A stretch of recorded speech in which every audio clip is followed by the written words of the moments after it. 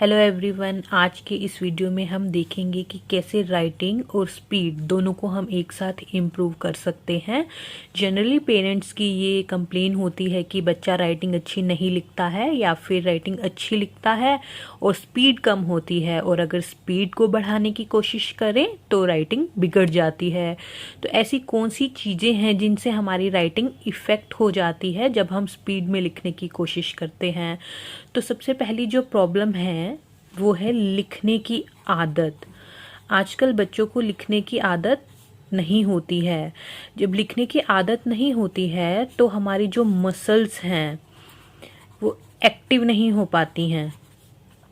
तो जब muscles active नहीं होंगी तो आपकी जो स्पीड है वो इंक्रीज़ नहीं हो पाएगी, और अगर स्पीड इंक्रीज़ करेंगे तो राइटिंग के साथ प्रॉब्लम हो जाती है।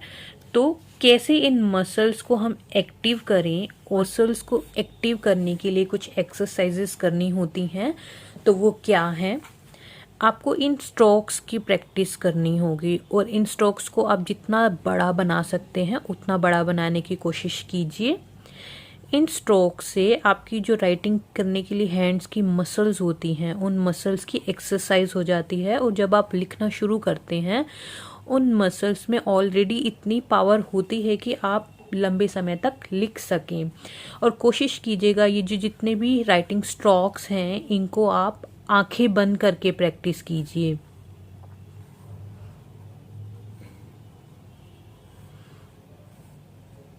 इन स्ट्रोक्स को जितना लंबा बनाएंगे उतना आपकी मसल्स की एक्सरसाइज होगी, और जब आंखें बंद करके आप इसकी प्रैक्टिस करेंगे तो उस चीज़ से हमें स्पीड राइटिंग करने में बहुत ज़्यादा बेनिफिट होगा। दूसरा, आप जो प्रैक्टिस करा सकती हैं मसल्स की इम्प्रूवमेंट के लिए, इस तरह से स्टैंडिंग और स्लीपिंग लाइंस बनाकर बच्चे को बिल्कुल साथ में जितनी स्लीपिंग लाइन इसके अंदर बना सकता है उतनी बनाए, और जितनी स्टैंडिंग लाइन इसमें बना सकता है उतनी बनाए।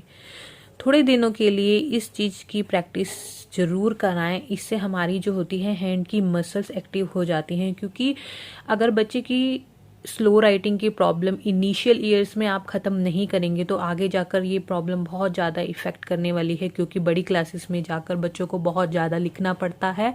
इसलिए कोशिश कीजिए कि अर्ली ईयर्स में ही इस प्रॉब्लम को सोल्व किया जाए। तो जब मसल एक्टिव करने के लिए ये सब प्रैक्टिसेस आप अपने बच्चों से कराएंगी, उसके बाद सेकंड प्रॉब्लम जो आती है अक्षरों की बनावट। अक्षरों की बनावट क्या होती है कि जिस तरह से हम ये लिखते हैं कर्सिव में या नॉर्मल जिस तरह भी आपका बच्चा लिखता है, उसे इसकी बनावट अच्छे से क्लियर नहीं है। तो जब भी वो राइटिंग करने लगता है तो पहले उसे सोचना पड़ता है कि इसे कैसे बनाया जाए, कैसे फॉर्म किया जाए। तो उस चीज़ से उसकी राइटिंग जो होती है वो स्लो हो जाती है, और जब भी वो फास्ट लिखने की कोशिश करता है तो इनकी बनावट ऐसे इस तरह से उससे बिगड़ जाती है। तो ये ज़रूरी है कि अक्षरों की बनावट उसे बहुत अच्छे से आए। उसके दिमाग में ये चीज़ होनी चाहिए कि इन्हें कैसे जल्दी से लिखना है। जब तक ये चीज़ नहीं आएगी तब तक उसकी राइटिंग प्लस स्पीड दोनों इम्प्रूव नहीं हो सकती है।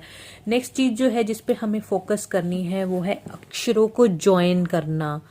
जिस तरह से अक्षरों की बनावट इंडिपेंडेंट बनावट ज़रूरी है, उसी तरह से उन्हें जॉइन करना भी उतना ही ज़रूरी है।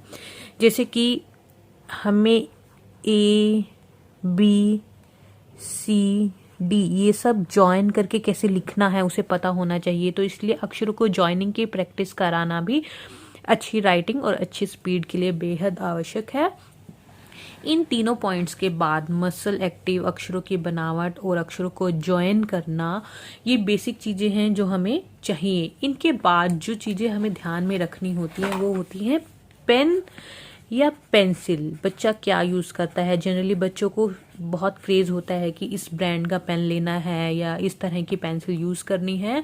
तो कभी भी ब्रांड के ऊपर पेन या पेंसिल मत सिलेक्ट कीजिए। हमेशा पेन और पेंसिल आपकी कंफर्ट के ऊपर और किस तरह से आपके हैंड की ग्रिप है उसके हिसाब से सिलेक्ट करनी चाहिए।